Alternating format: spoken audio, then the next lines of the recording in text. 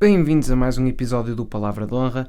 Eu sou o teu amigo Gonçalves da Cunha e no episódio de hoje nós vamos então dar seguimento àquilo que nós falámos no antecedente, que já acaba por ser um pouco a natureza característica deste programa, que obedece a esta espécie de cronologia, se bem que muitas vezes fazemos o exercício de voltar um bocado atrás, mas com contextos culturais diferentes, quando fazemos um pouco das visitas à propriedade intelectual oriental, Médio Oriente, por assim dizer. Isso também já de certa forma caracteriza e eventualmente irá haver momentos e episódios com essa caracterização, mas neste em particular é importante só fazer uma revisão bastante sucinta e convidar-te a ver o episódio anterior para teres o contexto que foi apresentado anteriormente e fazer ou até eventualmente fazer uma pesquisa autodidata relativamente aos acontecimentos que acabámos por explorar no episódio antecedente, onde o principal pensador abordado foi Erasmo de Roterdão, mais concretamente, mas, ou seja, no episódio antecedente foi precisamente o início do Renascimento, como surge o Renascimento, como existe esta migração do pensamento coletivo do Ocidente, mais concretamente, para esta ideia de ressurgir, de renascer, que tem a ver muito com a falência da Igreja, nesse aspecto de muita corrupção lhe ser apontada, até por esse pensador em particular que foi Erasmus, e a dizer que era necessário um regresso à origem, um renascer, e para isso era necessário efetivamente que algo morresse. Foi aí que nós nos debruçámos. Grande parte da primeira parte do episódio foi precisamente a contextualizar historicamente o que é que iria precisar de morrer, que era essa tal idade medieval ou idade das trevas, como ficou comumente associada, e também trabalhámos muito a refutação desse termo, que é um bocado simplório e originário até do próprio pensamento do Petrarca, que era mais uma crítica literária, então não tão necessariamente uma crítica transversal a tudo, não é? Caracterizando somente a idade medieval como uma idade negra no que toca a conhecimento, e o Renascimento o seu antagonismo ou a sua oposição iluminada. Claramente não é tão simples quanto isto, nem podemos nem nos podemos precipitar para este tipo de descrição simplista dessas duas conjunturas temporais que estão de certa forma sequenciadas. Ora, aqui para nós iniciarmos este episódio precisamos de retomar um pouco esta ideia de crise de fé, e não só de crise de fé, mas também todo o contexto, não é necessariamente contexto geopolítico, mas o contexto político, social, que notoriamente caracterizou esta época, e depois, evidentemente, com as crises de saúde pública. Nós também falámos sucintamente no episódio anterior, relativamente àquele período absolutamente fatídico que foi a peste negra. Mas lá está, é preciso outra vez retomar como as duas principais instituições que centralizavam em si quase o poder e quase todos os fatores de decisão daquilo que efetivamente acontecia, eram os dois polos de decisão, os dois polos estruturais e alicerçais, ou pelo menos os alicerces da sociedade, era precisamente a Igreja, que nós já falámos um bocadinho, vamos falar um bocado mais hoje, e o governo, a forma de governamentação, que nós vamos ver que num determinado período estão intimamente relacionados, mas noutro período, até com alguns episódios bélicos que também serão abordados neste episódio, acabam por se divorciar de certa forma, mas são elas, os dois, por vezes em uníssono, outras vezes com divergências, que acabaram por ser as duas instituições que foram fragilizadas e que foram forçadas também a se transformar, a terem alguma espécie de mutabilidade e abdicarem determinadas coisas que a caracterizavam no passado para aquiscerem a este forçoso presente ou este forçoso futuro que se afigurava nesta altura, evidentemente. Ora, é importante relembrar então, muito rapidamente, que a Igreja tinha se tornado a mais poderosa instituição feudal, ou seja, num período que estava claramente marcado pelo o feudalismo, não é? A influência da religião era verdadeiramente imensa, não só no plano espiritual, ou seja, o poder religioso, como também no domínio material, porque ele acabou por se transformar na maior proprietária de terras numa época em que essa era a principal fonte de riqueza e poder político. Portanto, a Igreja foi acumulando ao longo desse tempo que comumente caracterizado, né, como a Idade das Trevas, como foi acumulando bens móveis e imóveis por meio de doações que eram feitas com bastante periodicidade por ricos aristocratas que se convertiam e por alguns imperadores. Portanto, havia sempre este tipo de bajulação para com a Igreja desta grande aristocracia feudal. Portanto, a Igreja acabou por se tornar, até há umas palavras do Dante em que ele fala, o primeiro Papa, não é, que foi Silvestre I, quando Constantino legou a imensa riqueza do Império Romano para o primeiro Papa. O Dante até tem umas passagens a dizer mais coisa menos coisa, que teria sido o verdadeiro presente envenenado, porque por um lado se conseguiu reconhecer o cristianismo como uma religião oficial, por assim dizer, do Império, por outro lado também deu esta dádiva material que serviu precisamente para plantar a semente de corrupção que depois acabou por marcar profundamente a Igreja ao longo do tempo. Não se pode dizer necessariamente que a Igreja já esteja que em algum momento posterior a este presente envenenado se tenha libertado devidamente da corrupção ou da teia de corrupção que sempre acabou por circundar os corredores e os meandros da Igreja Apostólica Romana, mais concretamente a Igreja Apostólica Romana, porque lá está, o Vaticano tem efetivamente muitas atividades suspeitas, para não entrar por aqui, porque isto é um diálogo muito extenso, tipo, sobre as participações como especulador imobiliário, como a quantidade de negócios, principalmente aqueles que marcaram o papado de Leão XII e Paulo VI, que antecedeu o papado de João Paulo I, que também só durou 33 dias, e suspeita-se que ele foi assassinado precisamente por querer ter uma igreja dos pobres novamente e tornar voluntariamente essa pobreza. Mas havia o Banco do Vaticano, havia muitas entidades que não estavam propriamente convictas que esse era o melhor caminho a fazer, e lá está, suspeita-se que esse tal infarto do miocárdio do Papa João Paulo I não foi um infarto de todo, foi sim um assassinato bem planeado, Mas pronto, isto aqui também eu nem quero estar a falar muito sobre isto, porque podia ser um episódio, ou podia ser quase um segmento, mas posso recomendar uma leitura para eventualmente perceber o que é que eu estou aqui a dizer, que é do David Yalop, Em Nome de Deus, uma leitura interessante sobre este aspecto. Mas pronto, retomando então a este período e a esta igreja que estamos a falar, ou seja, a mais poderosa instituição feudal da altura.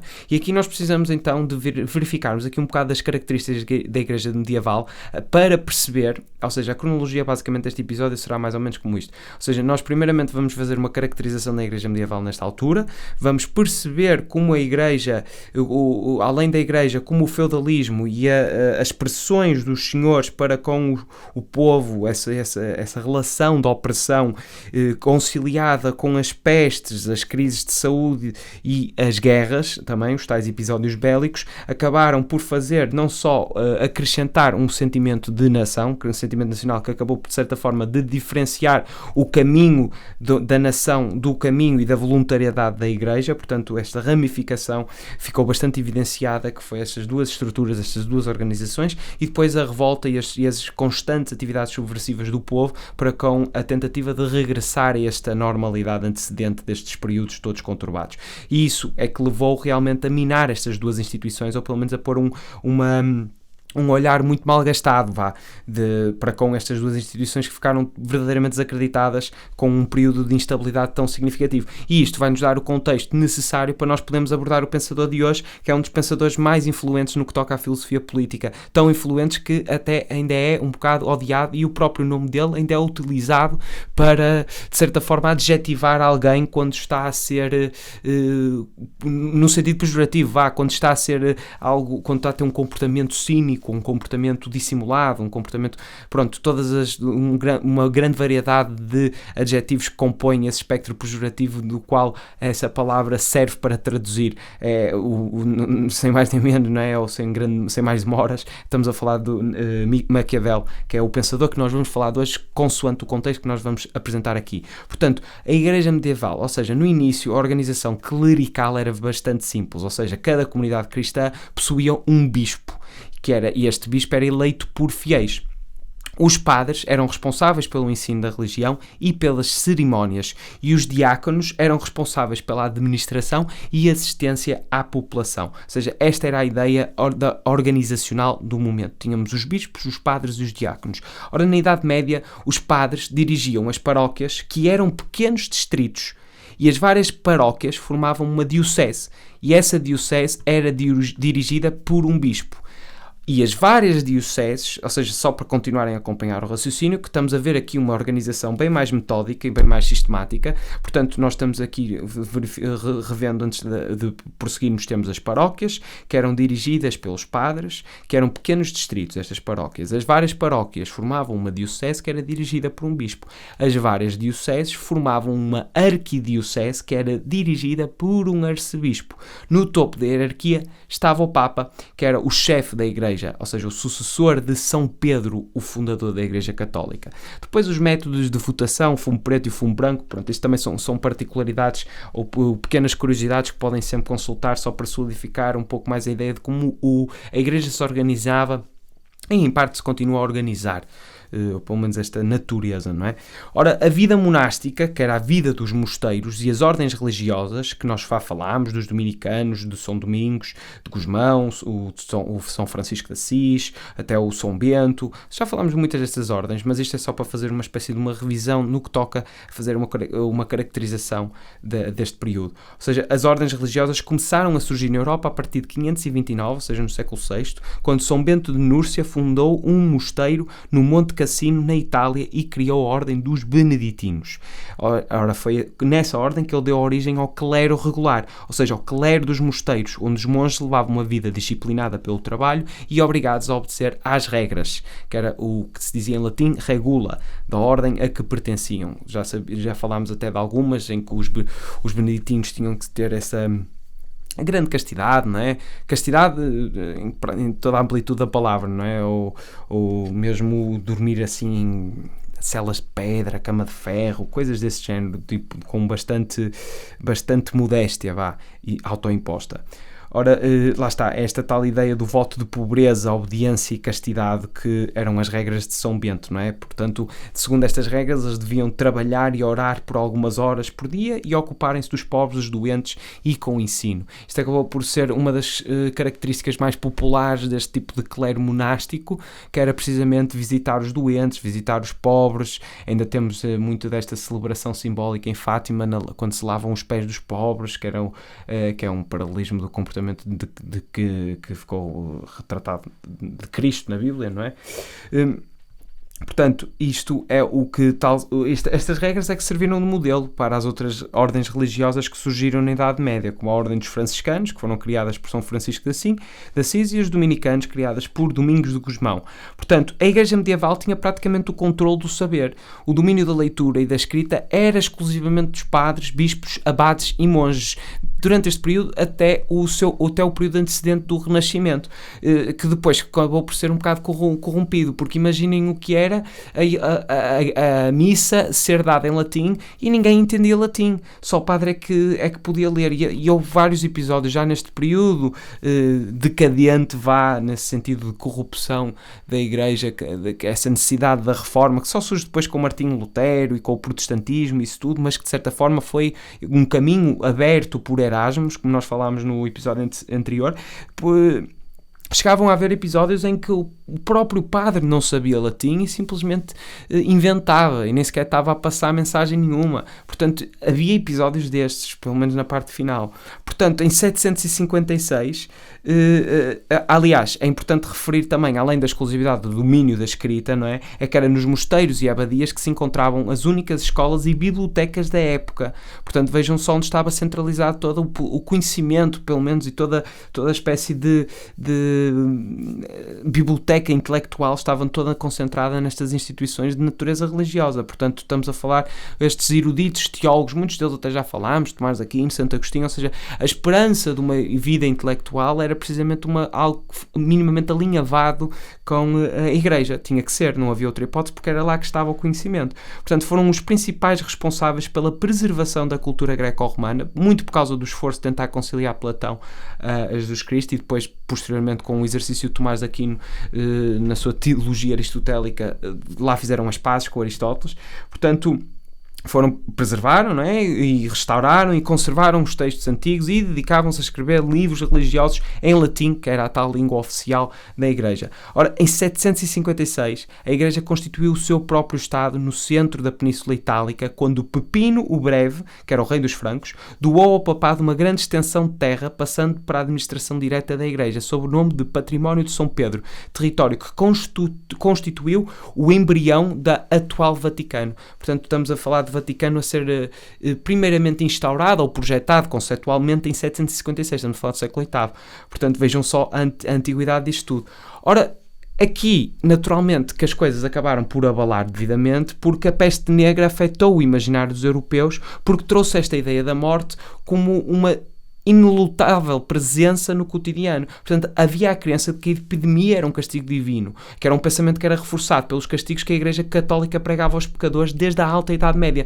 Agora, imaginem o que era vocês, a partir do momento, nascem nesta altura, e a partir do momento em que conseguem intelectualizar a vossa realidade, é-vos passada esta mensagem de que vocês são seres pecaminosos, são seres pecadores, são seres falhados, são seres inglórios. Essa ideia do pecador é quase essa ideia de autoflagelo, não só intelectual, mas espiritual, que é isso que vos assombra. E todo o vosso exercício é um exercício de humildade reconciliatória para poderem eventualmente serem perdoados no momento posterior à vida. Portanto, era esta a ideia que vos era propagandeada logo de imediato, a partir do momento em que vocês conseguissem intelectualizar a realidade observável, e não havia como fugir dela. Era esta a ideia. Portanto, com a peste negra ainda mais presente está esta ideia da morte, mas o problema é que nem com boas ações a peste negra desaparecia, e isto acabou por tornar um ambiente um bocado suspeito, um ambiente que houve um certo abalo sísmico nessa espiritualidade ou nessa ideia intelectual de que eu sou um ser exclusivamente pecador e verdadeiramente desviante da virtude. Portanto, isto foi verdadeiramente elucidativo para começar a haver aqui um momento de alguma retaliação para com estas ideias tão castradoras, pelo menos, e tão limitadoras da criatividade singular de cada um e da individualidade. Portanto, isto foi um marco significativo, foi um marco de mudança, foi um marco de transição, sem dúvida alguma. Mas isto não seria possível se não tivéssemos num contexto estrutural que era o sistema feudal. E isto agora passamos então para a parte em que conceptualizamos um bocadinho este feudalismo, para depois fazer o somatório já a esta crise de fé e desta instituição que estava verdadeiramente em todo lado. Era uma inevitabilidade quando algo se consegue propagar. Nós ainda hoje temos estas ideias do too big to fail, mas quando algo se consegue propagar verdadeiramente estrutural, e acontece estas ocasiões que são um bocado aleatórias, que não são previstas pelo fenómeno de indução, são os tais cisnes negros, acaba por fazer ruir tudo, ou pelo menos meter no imaginário coletivo uma ideia subversiva, uma vontade subversiva, uma vontade que este sistema não dá, tem que se tentar transformar este ou ir buscar outro. E é aí que se tornam, esses períodos da história em que o Zeitgeist, não é? O estado de espírito da época, é verdadeiramente propício e convidativo para se conseguir fazer alguma coisa diferente. Nestes períodos de crises, são estes períodos de crise que são altamente propícios a que algum tipo de ideia floresça. Portanto, à medida que as estruturas do sistema feudal acabavam por ruir, as classes populares sofriam as consequências. Eram essas as classes que acabavam por ser as primeiras impactadas com estes efeitos. Portanto, os senhores acabavam por intensificar a exploração sobre a massa de camponeses e aumentavam os impostos na tentativa de resolver os seus problemas. Portanto, isto fez um verdadeiro conflito de classes. Sempre houve esses conflitos de classe, evidentemente, mas aqui ficaram bastante evidenciados, porque os senhores viram as suas riquezas e os seus estilos de vida e tudo aquilo que levavam ameaçados. Portanto, acabaram por quase num exercício vampiresco de piorar ainda mais as situações das pessoas que estavam na base da pirâmide, por assim dizer. Portanto, com a dizimação de 1/3 da população europeia devido à peste negra, como nós falámos, os senhores das terras presenciaram uma diminuição considerável na mão de obra disponível. Ora, isto fez com que se aumentasse a exploração sobre o trabalho existente. A tentativa de, efetivamente, morreu muita gente, vocês vão ter que fazer 3 vezes ou 4 vezes o trabalho que faziam. E é evidente que aqui está-se a criar precisamente o ambiente e o espírito de rebelião leão que depois acabou por caracterizar este período da Alta Idade Média, não é? Isto é quase um 2+2 bastante evidente para nós agora que estamos a analisar isto já no momento posterior a estes acontecimentos, não é? É sempre muito mais fácil explicar o que se passou no passado quando estamos no futuro. Portanto, foi aqui que os servos e todos aqueles que eram subservientes, foi aqui que eles perceberam que era a hora de reivindicar as melhores condições de vida, não é? Logo eles provocaram sérias revoltas camponesas. E enquanto isto ocorria, enquanto os camponeses se revoltavam, até porque toda a gente acabou por sair dos centros urbanos, porque achavam que eram mais propícios para contágio da peste negra, então houve quase um êxodo urbano para as localidades mais rurais, não é? Portanto, houve esse êxodo urbano que acabou por ainda condicionar mais, ou pelo menos essa vontade subversiva, ou seja, o facto de pessoas que eram dos centros urbanos eventualmente constatarem também por eles próprios o quão abusadoras ou pelo menos o quão abusado era o comportamento desses senhores relativamente aos camponeses que lá estavam. Imaginemos até eventualidades assim hipotéticas de filhos juntarem-se aos pais e perceberem que os pais estão a ser completamente explorados pelos senhores das terras, pelos senhores feudais. Naturalmente que esses filhos, também pela força da juventude, vão ter combustível para eventualmente levantar, né, episódios subversivos e revoltas, que foram inúmeras, não é? Mas enquanto isto acontecia, enquanto os camponeses também se revoltavam, a burguesia também por si também se revoltava contra a opressão que era exercida pelos senhores sobre as cidades. Portanto, era quase uma revolução de duas frentes. Estamos a falar de uma burguesia que, na altura do feudalismo, ainda não tem a expressividade que ganhou na época industrial e na era onde se começou, e mesmo na era dos descobrimentos, e na era do colonialismo. A burguesia, ou pelo menos a atividade comercial, ainda não era tão acentuada, muito pelo contrário. O poder, ou pelo menos o topo da hierarquia, era esta nobreza, era esta aristocracia feudal. Portanto, não estamos a falar daqui da burguesia, o opositor de Marx e de Engels, evidentemente. Se bem que o Engels, né, o pai dele era dono de uma fábrica, portanto, acabava por ser ali um antagonismo ideológico um bocado engraçado. Mas lá está.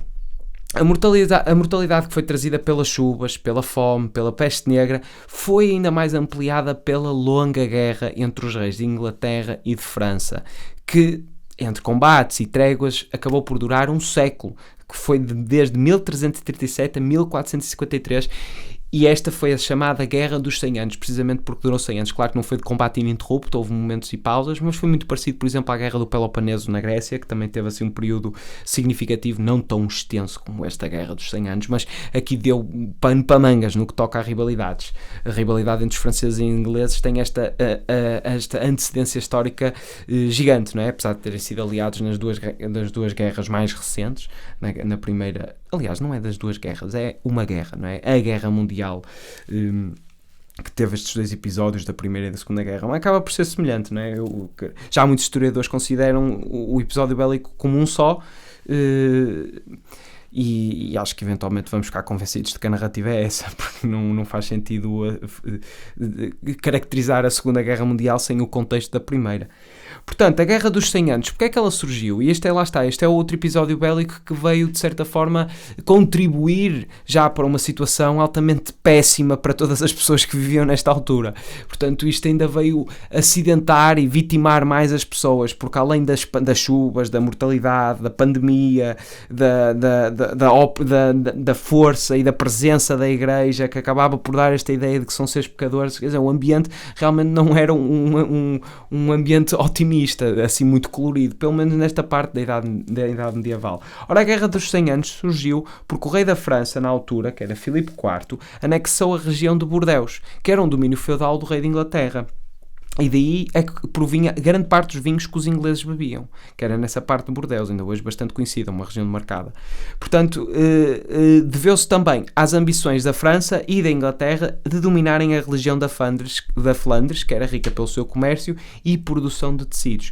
Ora, estas batalhas, como nós estamos a ver, eram motivadas precisamente por este tipo de objetivos geopolíticos. Não havia uma grande combate ou uma guerra justa, como também foi característico na Idade Medieval, ali nos 1100, 1200, no ano 1100, 1200, que era a guerra justa, que era combater quem fosse pagão e invasor, e também recuperar Israel, que teve as cruzadas, que foi isso que motivou as cruzadas, que isso foi houve um concílio do Vaticano que foi precisamente para contornar um bocadinho essa ideia. Houve vários, né, porque a Igreja Apostólica Romana fica solidificada, ou pelo menos assente, em determinados dogmas, mas depois teve que se contornar ali um bocado os dogmas, e por isso é que se fizeram vários concílios um bocado retificativos destas ideias. Portanto, a guerra justa acaba por ser um pouco essa retificação. Depois, muito mais tarde, também se retificou um bocado a ideia da usura, porque antes era impensável, era quase dogmático esta ideia de que não se devia conceder empréstimos com taxas de juros, e depois modificou-se o conceito de usura para era taxas de juros exorbitantes. Portanto, já era possível conceptualizar essas taxas de juros. Isso só revela um bocadinho a hipocrisia que também entrou por causa dessa corrupção um bocado sistémica que a Igreja Apostólica Romana acabou por consentir, porque efetivamente isto é um jogo de palavras. Foi aqui jogar com vocabulário, e duvido que a espiritualidade se aquieça a este tipo de, ou obedeça a este tipo de brincadeiras e ginásticas de vocabulário. Portanto, regressando então ao nosso episódio bélico, ou seja, estas batalhas que eram vencidas ora por ingleses, ora por franceses, e que tinham estes períodos de trégua, não é? Aumentaram as dificuldades da nobreza e agravou a situação de miséria dos seus servos e subservientes, não é? Isto é outro 2 mais 2, ou seja, parece que estão aqui as condições todas propícias para efetivamente se modificar um bocado o paradigma, não é? Portanto, o regresso da exploração feudal, não é, contribuiu para essas tais revoltas camponesas que acabaram por assolar a Europa no século XIV. Portanto, milhares deles foram mortos, é evidente, porque elas consistiam em súbitas explosões de resistência feroz, não é, que duravam muito pouco tempo e, em regra, estavam muito mal organizadas porque careciam de liderança. Portanto, os líderes morriam ou eram feitos prisioneiros, e a resistência apagava-se com a mesma rapidez com que tinha começado a arder, porque isto eram verdadeiramente movimentos subversivos com que primavam por espontaneidade, não eram organizados, não tinham lideranças, não eram instrumentalizados por algum tipo de foco de poder suspeito ou anónimo, como hoje é muito feito, não é? Porque nós hoje não nos podemos dar ao luxo de entender que as coisas são feitas espontaneamente, muito pelo contrário, existem pessoas que financiam este tipo de movimentos, nem que seja para gerar confusão social, mas lá está, era por isso que não duravam muito tempo e estavam a ser recorrentes, e esse é que foi o verdadeiro fator fundamental para a quebra das estruturas do sistema feudal, que foi a longa série de rebeliões dos servos contra os seus senhores feudais. Ou seja, ainda que momentaneamente eram derrotados, não é? Ou seja, tinha esta temporalidade, não é? Os constantes e contínuos levantamentos e rebeliões destes servos, destes camponeses, tornaram inviável a manutenção das relações de servidão. Portanto, a partir do século XIV, com mais rapidez em algumas regiões e menos em outras, naturalmente, as obrigações feudais foram-se extinguindo. Portanto, é para ver a determinação e a resiliência dos camponeses, que também não havia grande alternativa a esta postura, muito honestamente, porque já verificámos a conjuntura em que eles viviam, é que levou a esta mudança do paradigma nas relações com os senhores. Portanto, a conjuntura de epidemias, de aumento brutal de mortalidade e da superexploração camponesa, que acabou por caracterizar a Europa no século XIV, é que trouxe essa crise e que precipitou esta ideia de renascimento, nesta ideia de ressurgir, de revitalizar, porque ela só foi superada no decorrer do século XV, não é? Porque viu retomada também grande crescimento populacional, agrícola e comercial. Portanto, logo aqui as relações foram alteradas, porque no campo os senhores feudais substituíram as corveias por salários e acabaram por romper com o sistema senhorial de produção. E nas cidades, o revigoramento do mercado era favorecido pela ascensão dos preços das manufaturas. Portanto, houve aqui uma ideia de mais equidade, ou pelo menos mais, não necessariamente equidade, não se pode dizer propriamente que seja isto, mas pelo menos maior valorização não só dos recursos humanos, como também das matérias que eram oferecidas, das matérias-primas. Esta ideia de realmente modificar as corveias por salários foi verdadeiramente revolucionário. Ora, esta ideia também acabou por tornar algo mais efervescente, que foi o sentimento patriótico nacional.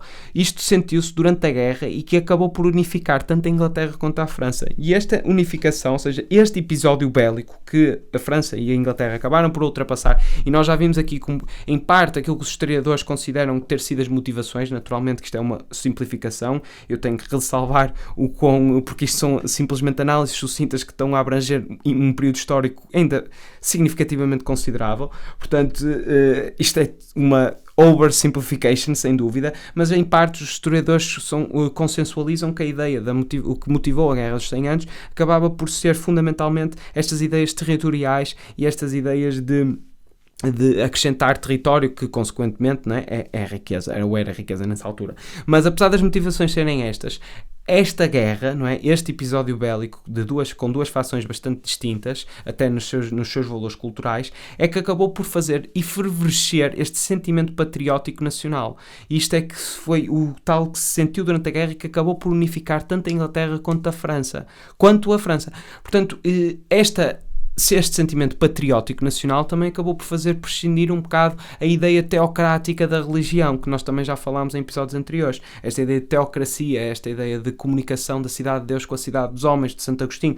Então acabou por fazer prescindir um pouco os desígnios da Igreja para com a governamentação nacional. E acabou por haver esta identidade que, primeiramente, sou francês e depois sou católico, mas acabou por haver, de certa forma, não digo necessariamente que isto tenha sido comum a todos, evidentemente, mas acabou por, pelo menos, haver uma confusão, onde alguns poderiam se assumir primeiramente franceses e posteriormente cristãos, ou primeiramente cristãos e depois franceses, mas começou a haver uma ideia, a iniciar-se esta romantização do que era uma nação.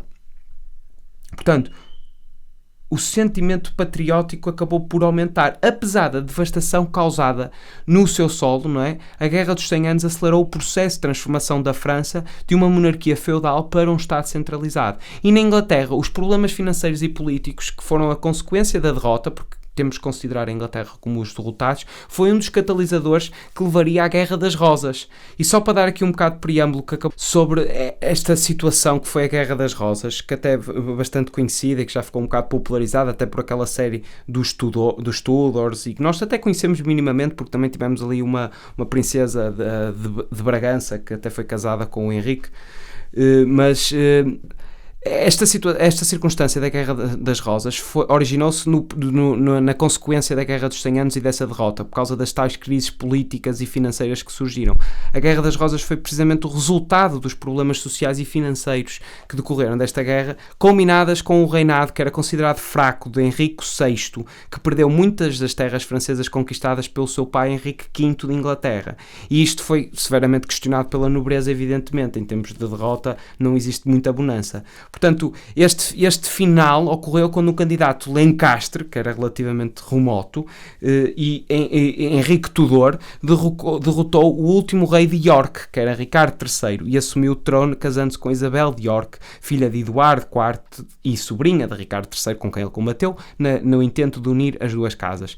E chamou-se Guerra das Rosas precisamente porque a casa de York tinha a rosa branca e a casa Lencastre tinha a rosa vermelha. Isto só uma curiosidade histórica, que mesmo assim acaba por ser um conflito bélico que foi essencial para solidificar o sentimento nacional e patriótico da Inglaterra. É como a Guerra Civil Americana, por exemplo, foi absolutamente essencial para solidificar o imaginário coletivo de que todos eram americanos, o que era ser americano.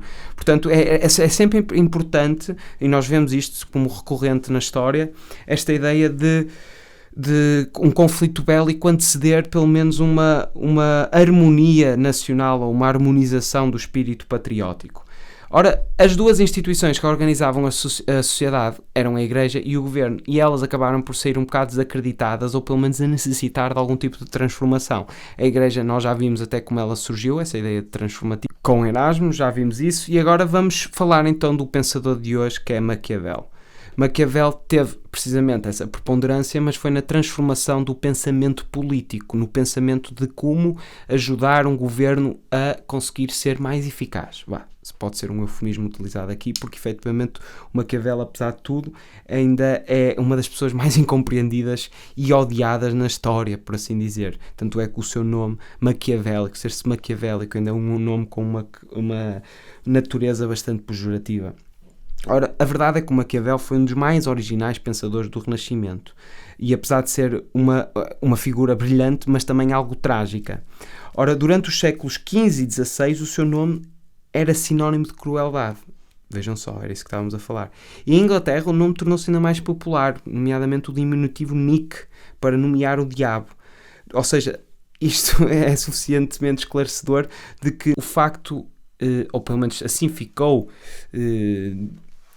caracterizado, pelo menos este pensador Maquiavel, como uma das pessoas mais odiadas e mais incompreendidas na história. A verdade é que o Maquiavel era um filósofo político e vamos falar sucintamente, pelo menos uma biografia rápida para contextualizar um pouco. Já sabemos que a conjuntura que o antecede, de certa forma, foi este período de enorme instabilidade. Portanto, vamos ver a preponderância que ele acaba por atribuir precisamente à estabilidade. No fundo, muita da obra dele gravita em volta deste conceito, do conceito do bom líder ou bom príncipe, de ter que dar estabilidade ao povo governado.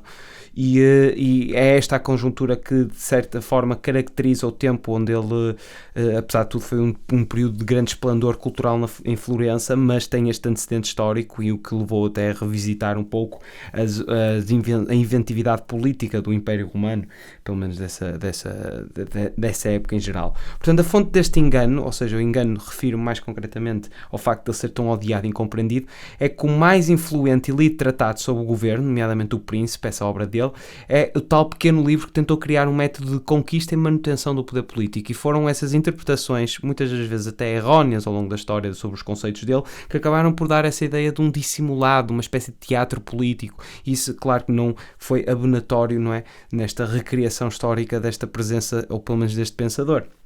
Ora, a vida de Maquiavel cobriu então o tal período esplendoroso a nível cultural de Florença, assim como o seu rápido declínio, não é? Essa vertente decadentista.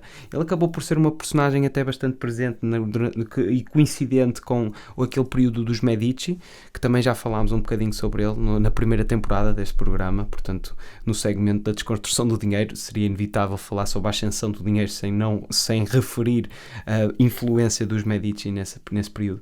Ora, naturalmente que este período também ficou marcado pela uma enorme instabilidade política e pela guerra, e precisamente pela intriga, ou pela espionagem, não é? E pelo desenvolvimento cultural dos pequenos estados italianos, assim como dos estados da Igreja, e caracterizou-se pela integração das rivalidades italianas no conflito mais vasto entre a França e a Espanha pela hegemonia europeia. Pelo menos é nesta altura. Já demos alguns momentos à frente, mas é só para perceber efetivamente, já estamos um bocadinho à frente, não é? Do período que acabámos por caracterizar, mas lá está, é a sequência cronológica de eventos e os principais adventos na filosofia e na propriedade intelectual da humanidade que nós estamos aqui a referir. Portanto, seria incontornável falar sobre este pensador.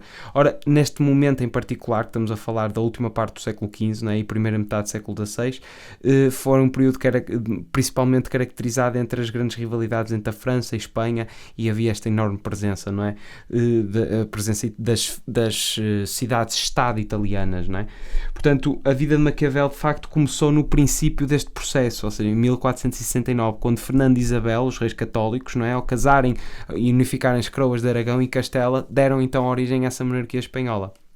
Ora, Nicolau Maquiavel, apesar de ter tido grande influência política e de ter sempre passeado nestes corredores de poder e nesta espécie de meandros destas grandes famílias e nestas grandes hegemonias políticas, dedicou-se ao estudo da filosofia política, mas de forma diferente dos filósofos que o antecederam. Portanto, o que ele fez, ou pelo menos o intuito dele, a intencionalidade, foi procurar investigar a política pela política, ou seja, sem utilizar na sua análise os conceitos morais. Portanto, ele analisou política privado dessa bússola moral e de quase como se fosse uma disciplina colateral da sabedoria e da filosofia, ou seja, tirou política da filosofia e acabou por estudar verdadeiramente o fenómeno político. Portanto, ele não se guiava propriamente em conceitos morais, éticos e religiosos que pudessem nortear os seus estudos, diferente, por exemplo, da República de Platão, por exemplo. Portanto, a política, na sua filosofia, tem a capacidade de se autogovernar, de encontrar as suas próprias decisões de forma livre, sem que as outras áreas de conhecimento interfiram nessas conclusões. Portanto, com Maquiavel nasce uma nova forma de estudar a política. Foi esta a preponderância que ele teve, porque ele, de certa forma, conseguiu arrancar a disciplina de ciência política, que na altura ainda não acabava por não existir, mas retirou a política de um grande englomerado disciplinar. Ou seja, acabou por criar essa vertente. Portanto, nos seus estudos aparecem claramente interesses históricos, porque, como eu tinha dito anteriormente, ele procurou a recriação de uma nação italiana com inspiração na República Romana, muito semelhante, por exemplo, ao que o Benito Mussolini depois tentou fazer, de tentar remontar a isso, e é um pouco este aspecto saudosista que acabou por ser bastante marcante na ideia italiana, no imaginário, no consciente coletivo italiano, sempre a ideia do Império Romano, do Renascimento, estas ideias sempre dos auges italianos irão sempre marcar o povo italiano em específico. Portanto, Maquiavel aquilo que tenta fazer é retomar essa ideia de República Romana. Portanto, nessa forma ele procura na origem latina da Itália inspiração para os seus estudos políticos. Portanto, o que ele procura em Roma é um retorno aos fundamentos da comunidade italiana. Para que assim seja possível esse retorno aos fundamentos, para que seja possível esse retorno aos fundamentos, deve-se conhecer com clareza a história dos princípios sobre os quais fundaram essa comunidade. Portanto, é o estudo desses princípios que devem ser feitos através do realismo e não dos conceitos morais ou religiosos. E é, portanto, nessa premissa, ou pelo menos nessa quase resolução axiomática dele, que Maquiavel tenta fundar a objetividade nos estudos históricos. Ou seja, isto muito sucintamente, ele não se preocupa, ele compreendia que a história carecia muitas vezes uma espécie de fantasia a posteriori. O que lhe interessava a ele era precisamente o pragmatismo quase do governante e do governado, ou para com o governado. Pragmatismo e objetividade nesta relação e os objetivos consumados consoante os meios eventualmente utilizados. Costuma-se muito caracterizar esta ideia de Maquiavel de que os fins justificam os meios, e acaba por ser um bocado presente este tipo de ideia, se efetivamente o príncipe basta parecer bom, não tem que o ser. É um pouco esta ideia. Portanto, nós aprofundando aqui um bocadinho mais, só para ver a preponderância que Maquiavel acabou por ser para toda a filosofia política que se seguiu, portanto foi claramente um passo transformador e marcante até deste período que nós estamos aqui a falar. Ou seja, o intuito era efetivamente unir novamente a Itália. Portanto, para unir novamente a Itália, segundo Maquiavel, na forma de uma nação republicana, não é? No respeito relativamente parecido ou idêntico aos moldes romanos, o Maquiavel procura um príncipe que possa agrupar e dirigir os vários pequenos estados em que está fragmentada a Itália da sua época. Porque é importante referir que o conceito de nação, que nós já tínhamos falado anteriormente neste episódio, que acabou por ter uma efervescência posterior ao episódio bélico da Guerra dos 100 Anos em Inglaterra e em França, aqui em Itália, a Itália estava toda fragmentada. Estava fragmentada em cidades-estados que nem exército tinham, recrutavam o serviço a mercenários, por exemplo. Portanto, estamos a falar de uma península itálica totalmente dividida, e a ideia de Maquiavel era precisamente unir e criar uma nação semelhante a estas invenções que estavam a ser feitas na restante Europa, até na coroa francesa e na Espanha, mais concretamente, que no seu período acabavam por ser os grandes focos de poder da altura. Portanto, esse príncipe político para Maquiavel, no seu empreendimento, não pode contar somente com a boa vontade das pessoas, pois estas, para ele, segundo a sua análise, não eram naturalmente nem boas nem más, e podiam ser tanto uma como a outra, consoante a inspiração ou a motivação que lhes fosse suscitada. Isto era um pouco a ideia dele, e não está muito diferenciada de várias ideias e de várias ideologias que ainda predominam o imaginário atual. Portanto, para Maquiavel, o príncipe político que desejar ter sucesso no seu empreendimento deve partir da regra de que as pessoas são más. Muito semelhante, por exemplo, a um Marco Aurélio estoico, não sei se recordam, a partir de um pressuposto de que o ensinamento, ou pelo menos uma das meditações que ele muito fazia, era precisamente o facto de que ele de prever encontros com pessoas brutas que fazem o mal, muitas vezes sem estar conscientes de que estão a fazer o mal, mas neste caso, em concreto, a predisposição recomendada é precisamente partir da ideia, do pressuposto de que as pessoas são más, intrinsecamente más, e que na primeira oportunidade elas vão demonstrar essa maldade. Muito geralmente, que essa maldade fica ilustrada com uma traição ao seu superior direto, ou indireto, mas era um pouco esta ideia que o Maquiavel acabava por recomendar a quem quisesse ascender na política. Portanto, vejam só, quão atual, de certa forma, esta astúcia, ou pelo menos esta compreensão ardilosa do que caracterizam estes corredores, estes meandros da política, ainda acabam por acontecer. Até aproveito para recomendar uma série que é muito interessante, que é o Yes Prime Minister, ou mesmo o House of Cards, tanto o inglês como a recriação americana. Portanto, o príncipe não deve ter a bondade como fundamento das suas ações, mas deve saber ser bom ou mau conforme a necessidade política. Portanto, ele não tem que se reger por uma bússola moral que rege, por exemplo, o cidadão. Muito pelo contrário, porque ele tem finalidades políticas e as finalidades dele envolvem, efetivamente, gerir um coletivo que pode ser mais ou menos numeroso. Portanto, ele tem que evitar sempre o meio termo. Ele tem que usar conforme a necessidade política. Portanto, se ele puder ser bom, deve ser bom. Mas, se necessário, deve usar da maldade, evitando sempre o meio termo. Portanto, tem que haver uma certa implacabilidade. Não pode ser simplesmente uma exclusiva afetividade e bondade. É consoante a situação. Portanto, ele deve evitar ficar em cima do muro e pender ora para um lado, ora para o outro, pois isso seria a sua ruína. Isto é uma pequena citação de um pensador que faz uma análise aqui na obra do Maquiavel, e faz sentido contextualizar a obra dele com um pouco daquilo que nós já suspeitamos, não é? Nós gostamos do teatro político, não necessariamente gostamos, mas se alguém fugir um bocadinho desta teatralidade, não é? Nós consideramos que não se deve dizer, não tem sentido de Estado. Acabamos por fazer um pouco este tipo de comentários, como se já estivéssemos tão habituados, os nossos olhos já estão tão habituados a enxergar esse teatro político das pessoas tentarem parecer ser boas e virtuosas, mas ao mesmo tempo já não nos chocam os escândalos políticos, as promiscuidades financeiras, as corrupções sistémicas. Nós já estamos um bocado a compreender que política é isto. Política é este alpinismo, ou esta ascensão, ou pelo menos esta usurpação de cargos públicos, ou do funcionalismo público para ascender e subir e ter tipo essa dança das cadeiras numa fase terminal da carreira, aquela tal ideia humorística de quando as pessoas morrem vão para o céu, quando os políticos morrem vão para CEO, que é uma espécie, a palavra é parecida, mas são duas coisas diferentes.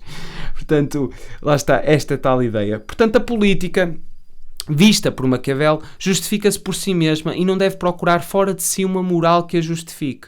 Ou seja, o objetivo da política é levar os homens a viver na mesma comunidade de forma organizada e, se possível, em liberdade. E, se possível, é algo que merece ser sublinhado, porque pode não haver a possibilidade de conceder esta liberdade, portanto tem que ser retirar se a segurança e a organização assim exigirem. Estão a ver como Maquiavel fica logo, quer dizer, em vez de ser aquele virtuoso, não é que ele não fosse sensível a este tipo de questões, mas ele acabava por caracterizar isto como um bocado uma ingenuidade que não servia para se fazer bons políticos.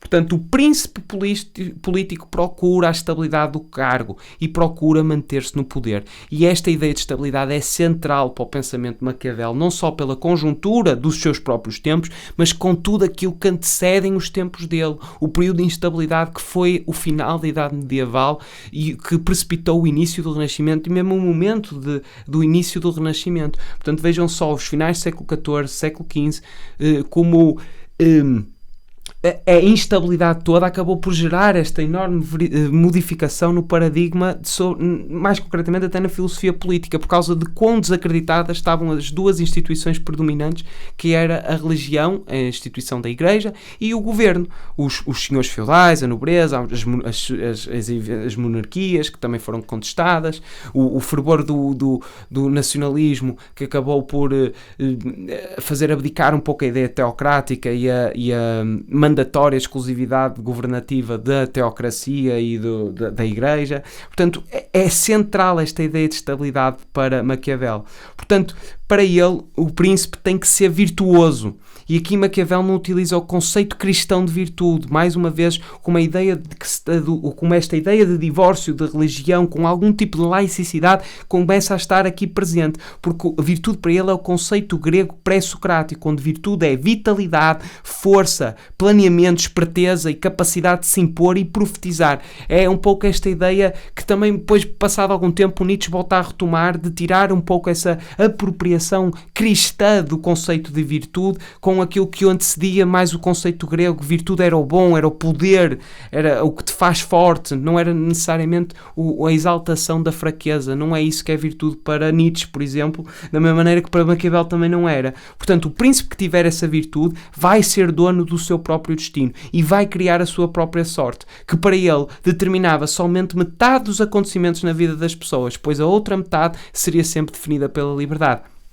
Ora, mais uma vez, é essencial referir que estabilidade e a preponderância deste conceito e o quão essencial foi para a obra de Maquiavel. E o seu livro, O Príncipe, é uma leitura que ainda hoje é recomendável, porque ainda hoje se apresenta atual. Obviamente que tem que haver alguma substituição conceitual em determinados termos, ou na terminologia em geral, evidentemente, porque estamos a falar, ele estava num período em que a Itália estava toda estratificada e um dos objetivos maiores dele era precisamente essa união nacional da Itália.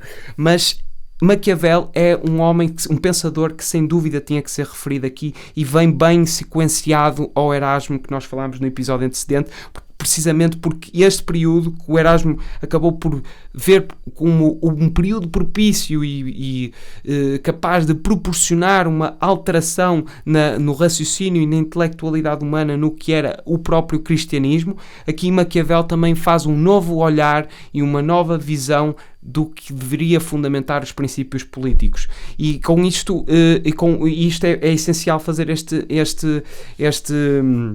abordar de certa forma este pensamento, porque vai ser preponderante ver as influências as influências de Maquiavel nos pensadores que se irão suceder. E para de forma a concluir também o episódio, gostava de perguntar o que é que tu achas, porque o que é que tu achas relativamente a esta ideia que Maquiavel tinha das raposas e dos leões políticos, porque ele punha a terminologia dele utiliza muito este conceito de animais políticos, as raposas e os leões. Portanto, gostava que tu eventualmente fosses ver um bocado se puderes ler o livro, fantástico, acho que só te iria acrescentar, mas só fazer esta pesquisa para te responderes com mais profundidade à verdadeira questão, se é preferível ser amado ou ser temido, para se eventualmente, quando se é líder, quando se é uma figura alta na política, é preferível efetivamente ser-se amado ou ser-se temido. Era interessante ver essa profundidade da resposta e aquilo que possas eventualmente fundamentar. E lá está, sem mais no momento, despeço-me daquele jeito característico e sempre com a minha sugestão existencial: ser uma chama sem parecer selo, e vemo-nos no próximo episódio.